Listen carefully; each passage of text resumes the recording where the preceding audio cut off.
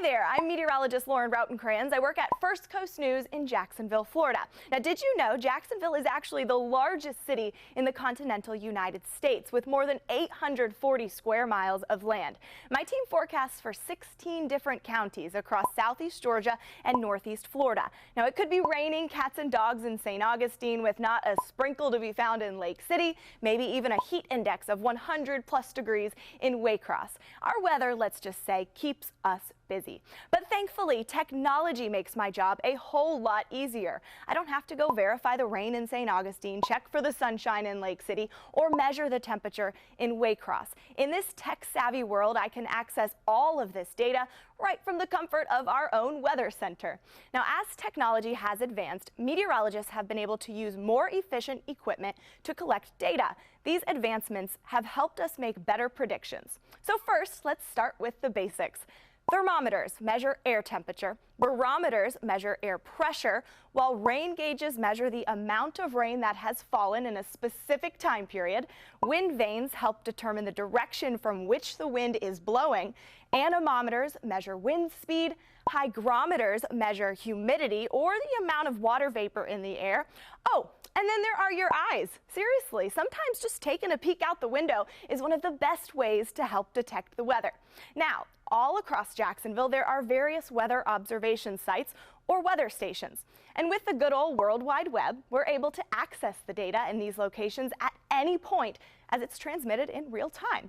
A good source to use when searching for weather conditions is weather.gov. You can use the search bar, type in any city, and everything from sky conditions to temperatures to you name it is there. You can even compare the current conditions with the 3-day history, and that's a good way to notice if things are cooler, more humid, cloudier, etc. As a broadcast meteorologist, I rely on these weather stations, as do our viewers. We utilize the data for our graphics, nowcasting, and verification of our forecasts. But what some people might not realize is that I'm not just a girl who stands on a green screen and lists off those current conditions. You see, meteorology is a science, and there's so much technology to help me craft your bus stop forecast, let you know if it's going to rain at the school fair, or tell you if you need a sweater at the pumpkin patch. Doppler Radar is an essential tool, and it doesn't just show us where the rain is. Think of Doppler Radar as a meteorologist's window to look inside and analyze storms. Specifically for severe weather, we can see how fast the rain is falling, if there's hail or rotation within a cell, even can tell you how high the cloud tops are. The National Oceanic and Atmospheric Administration, I know it's a mouthful, you can call them NOAA for short, they have comprehensive coverage across the United States with 159 National Weather Service radar towers. One tool that's changed the meteorology game in the past 60 years, satellites. NOAA operates 3 different types of weather satellites. Polar orbiting satellites orbit close to Earth's surface, taking about 6 or 7 detailed images a day. Then there's geostationary satellites. They hover over the same location on Earth, about 22,000 miles above the surface. These snap images as frequently as every 30 seconds. Then the third type of satellite NOAA uses is for deep space, facing the sun to monitor powerful solar storms and space weather.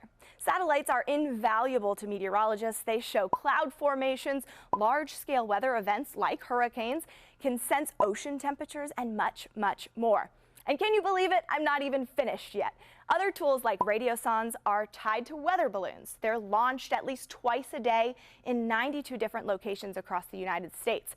These help record upper air data to see what the atmosphere is doing. Numerical weather prediction is also an extremely helpful tool. It's a method of weather forecasting using a set of equations that describe the flow of fluids and uses parameters based on physical processes with statistical representation. I told you meteorology is a science. And if you ever want to chat weather or pick my brain further about how I use these tools day to day, feel free to reach out via Facebook. You can find my page or shoot me an email at any time. For now, signing off in the First Coast News Weather Center, I'm meteorologist Rautenkranz.